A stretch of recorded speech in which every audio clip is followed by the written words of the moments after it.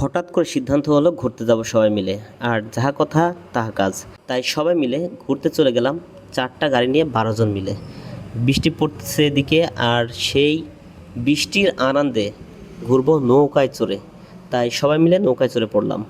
এমন দিন কি রোজ রোজ আসে? বন্ধুদের সাথে একসাথে বেরিয়ে পড়া, নদীর ধারে প্রকৃতির কোলে মনের আনন্দে নদীর জলে ঝাঁপিয়ে পড়া, হাসি দুষ্টুমি আর পানির ছিটায় ভরে গেছে পুরো মুহূর্তটা। নৌকায় চেপে চলেছি, হাওয়া লাগছে মুখে, আর মনটা যেন ভেসে যাচ্ছে নদীর স্রোতে।